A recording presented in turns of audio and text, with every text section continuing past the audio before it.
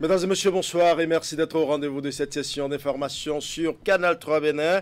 Reprise ce jour du procès relatif à la disparition de Pierre Urbain Danivo, cadre de l'administration des finances.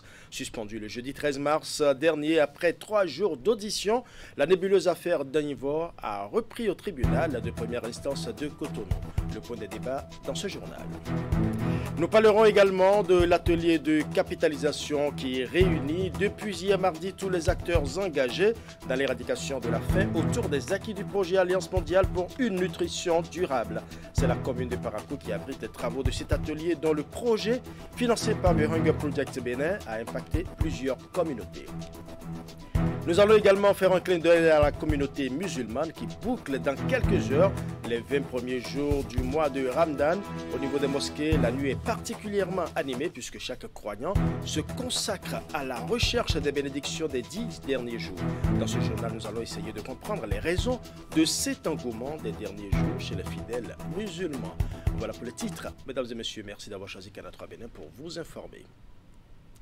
Ouvrons ce journal par l'atelier de capitalisation qui réunit depuis hier mardi tous les acteurs engagés dans l'éradication de la faim autour des acquis du projet Alliance mondiale pour une nutrition durable. C'est la commune de Parakou qui abrite les travaux de cet atelier dont le projet financé par The Hunger Project Bénin a impacté plusieurs communautés. C'est donc l'heure de faire le bilan et d'identifier les perspectives pour un avenir sans fin. Reportage. Depuis sa mise en œuvre il y a 2 ans, le projet Alliance mondiale pour une nutrition durable s'est fixé un objectif clair: améliorer l'accès des populations de Sinandé à une alimentation saine et équilibrée. Grâce au soutien financier de The Hunger Project Bénin, de nombreuses initiatives ont vu le jour, impactant directement les familles vulnérables. Et ce mardi, ici à Parakou, responsables du projet, autorités locales et bénéficiaires échangent sur les avancées réalisées et les défis qui restent à relever. La situation de la sécurité alimentaire et de la nutrition est préoccupante. C'est dans ce contexte que, guidé par sa nouvelle vision qui est un monde sans fin, et en droite ligne avec ses nouvelles orientations stratégiques 2023-2027, THP Bénin a mis en place à Sinandé le projet Alliance mondiale pour une nutrition durable pour contribuer à assurer une nutrition durable pour les mères et les enfants de moins de 5 ans. L'engagement des autorités communales de Sinandé est également un facteur clé de la réussite du projet. Présent à cet atelier, le représentant du maire salue les efforts conjugués et réaffirme l'engagement de la municipalité. Il y a l'eau potable. Cette eau potable, oui, fait partie de nos difficultés, que l'administration elle-même a des soucis. Alors, s'il y a une organisation comme Ougat Project qui est à notre trousse, qui est notre soutien, vous êtes les bienvenus. Mais les véritables bénéficiaires de ce projet, ce sont ces hommes et femmes dont le quotidien a changé grâce aux actions mises en place. Certains d'entre eux témoignent de l'impact réel du programme dans leur vie. Dans mon quartier, je suis devenu un facilitateur de règlement. Il y a des couples qui ne s'entendent pas. Donc, c'est moi qui se rends là et puis je les apaise, je les donne l'utilité de rester ensemble, l'utilité de vivre ensemble. Donc, pour dire quoi, il n'y a pas de particularité entre femme et mari. Les comprimés qu'on nous a donnés, tu ne dois pas le prendre, ça va te dépasser encore. Tu prends ça de ton égal. Comme je prends les comprimés là, mon enfant grossit. Son teint là, ça brille. On me demande qu'est-ce que je donne à mon enfant. Il dit c'est le projet THP Bénin qui m'a montré comment il va garder mon enfant. C'est sur ça, je dis mon enfant est en bonne santé. Alors que l'atelier se poursuit, les échanges permettront de définir des stratégies pour renforcer ces acquis et garantir un avenir où la faim ne sera plus une fatalité dans la commune de Sinandé.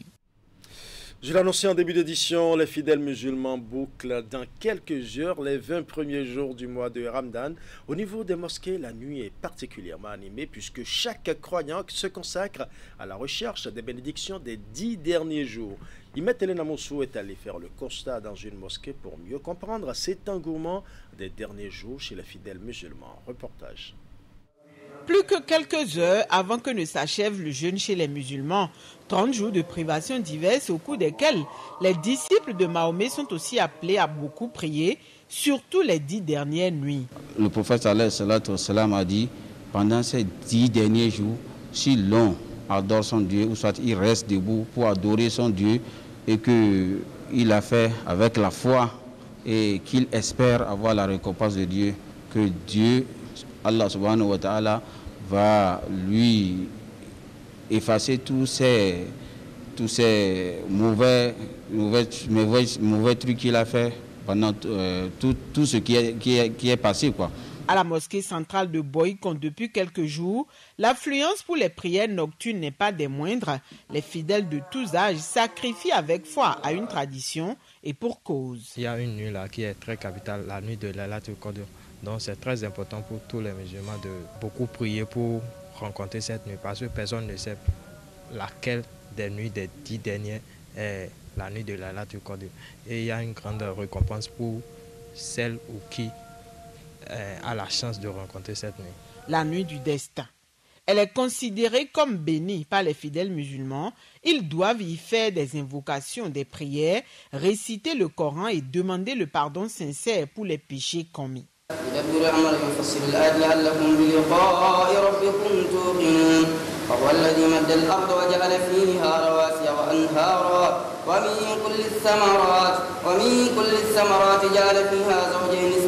Cette prière est une obligation pour toute la communauté musulmane parce qu'il y a beaucoup de choses dedans.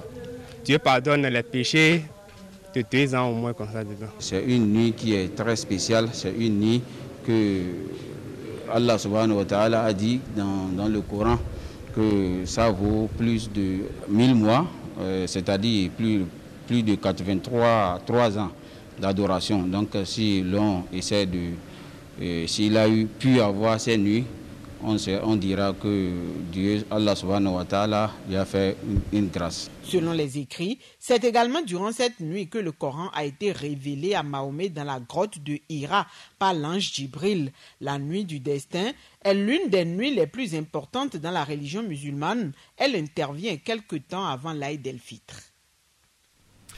La commune d'Abomey-Calavi accueille une délégation de l'Institut national de la femme. C'est dans le cadre de la tournée nationale de sensibilisation sur la lutte contre les formes de discrimination et de violence à l'endroit des jeunes filles apprenties du Bénin.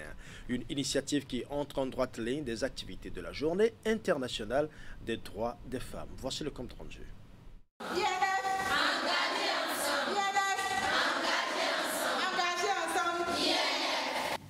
Apprenties ou ouvrières artisanes de la commune d'Abomey-Calavi, elles en savent désormais beaucoup plus sur leurs droits.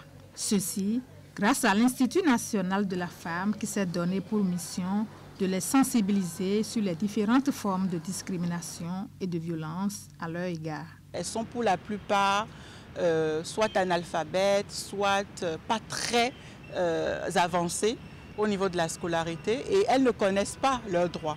Donc il était vraiment important que l'Institut national de la femme puisse faire le pas, aller vers elles, les sensibiliser sur ces violences-là. Ce sont des choses qu'elles vivent tous les jours du fait du manque de moyens, du fait du manque d'accompagnement. Et nous sommes même allés au-delà des violences, des voies de recours, en allant sur des plans tels que l'estime de soi, la confiance de soi, leur montrer que pour être autonome et indépendante demain, que c'est maintenant qu'il fallait faire le sacrifice, que c'est maintenant qu'il fallait vraiment se concentrer sur leur apprentissage.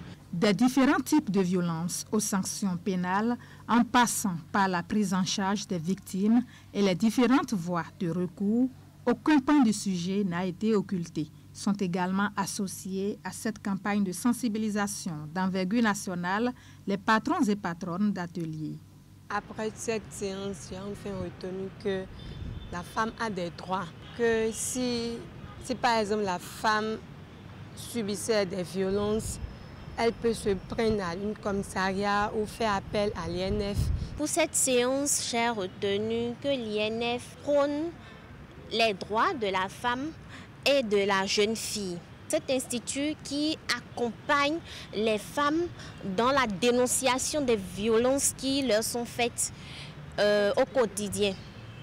Les violences conjugales, les violences psychologiques, morales, les violences économiques et toute autre forme de violence patrimoniale aussi. 114, c'est le numéro par lequel les victimes peuvent joindre l'Institut national de la femme pour dénoncer n'importe quelle forme de violence. Nous allons à présent faire un tour au Conseil économique et social où le président de l'Institut a reçu une délégation de l'entreprise Agro-Export du Brésil. C'est une entreprise qui exerce dans les domaines de la production, la transformation et la fourniture des intrants agricoles. Au terme des échanges, voici ce qu'on peut retenir des propositions faites et discutées par les deux parties. Yeah, we are really happy to return to Benin. It's not our first time here. We come in before send some. Nous sommes vraiment heureux de revenir au Bénin. Ce n'est pas notre première.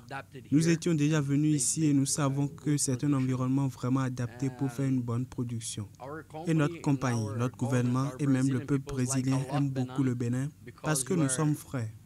Brothers, we are countries who doing things and we have the same bloods. So we know we can make a lot of things together. Nous sommes deux pays qui ont des liens de sang. Donc nous savons que nous pouvons faire beaucoup de choses ensemble entre nos pays et nous croyons que le Bénin est l'un des pays en Afrique en voie de développement.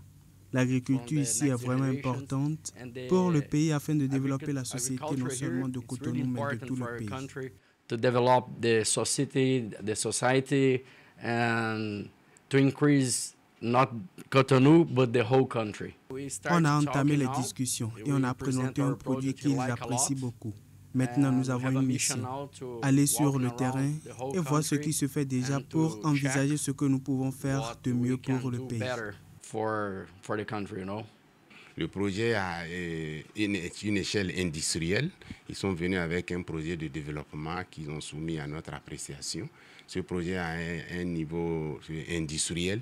Nous en avons vraiment discuté, apprécié, mais nous avons souhaité qu'au-delà, en dessous même du projet industriel, que ce projet puisse impacter même les producteurs individuels. Puisque ce projet, nous en avons plusieurs, tels que c'est ressorti dans les discussions. Ça concerne l'agriculture et comment dirais-je, l'aviculture, l'élevage, l'agriculture, de tous les secteurs du monde agricole. Donc ça a été vraiment des discussions très, très enrichies. Et nous avons même souhaité que nous puissions visiter ce qu'ils font, ces œufs, afin de mieux comprendre ce qu'ils sont en train de dire. Quand on voit, on comprend encore mieux que quand on écoute seulement. Un nouvel outil de modernisation du secteur routier est désormais émis par la plateforme du système électronique de gestion du fret routier. Il s'agit de la lettre de voiture électronique officiellement lancée ce mardi à Cotonou. C'est une réforme de dématérialisation des procédures administratives qui offre plusieurs avantages aux acteurs du secteur. Voici le compte rendu de la cérémonie. C'est une réforme qui vient renforcer la performance du secteur de transport routier au Bénin. La plateforme électronique du système de gestion du fret routier va désormais émettre la lettre de voiture électronique au Bénin pour le bonheur des acteurs du secteur. Le projet est mis en œuvre par l'Agence nationale des transports terrestres. Il offre aux opérateurs gain de temps, sécurité et transparence. L'avènement du SIGFR a permis aujourd'hui de faciliter la délivrance des autorisations de transport et des cartes de transport, alors que dans un passé récent, les transporteurs obtenaient des titres de transport sur une période plus ou moins assez longue. Cette plateforme vise à professionnaliser le secteur du transport routier au Bénin en facilitant les procédures administratives. Sa mise en place a bénéficié du financement de la coopération belge avec l'appui technique de Enabel. Elle a pour avantage la sécurisation, la traçabilité et le suivi des marchandises depuis leur chargement au port de Cotonou ou autres centres générateurs du fret. Il est important également de rappeler que le SIG-FR est un outil de professionnalisation de l'activité des transports routiers et d'intégration sous-régionale qui nous aidera à moderniser le secteur du transport et à rendre plus fluides les transactions entre les acteurs et la mise en conformité avec les tests réglementaires nationaux, régionaux et internationaux. Le port autonome de Cotonou, les entreprises FIFA et Sobebra ont déjà opérationnalisé cette plateforme et bénéficié de ses avantages. C'est à juste titre que l'ANAT leur décerne des certificats de reconnaissance pour le dynamisme et l'accompagnement de cette réforme dans le secteur des transports au Bénin. Voilà, nous avions prévu parler justement de la nouvelle audience de démarrer ce jour dans le cadre de la nébuleuse affaire Danivo au Bénin, suspendue le jeudi 13 mars dernier. Après 3 jours d'audition, le procès relatif à la disparition de Pierre-Urbain Danivo, cadre de l'administration des finances, a repris aujourd'hui au tribunal de première instance de Cotonou. Nous aurons le point des débats dans nos prochaines éditions avec Hugues Vingbe. Ce sera tout pour cette édition. Retrouvez Wahab Alikpara à 20h00 pour son émission. L'info continue. On se retrouve très prochainement.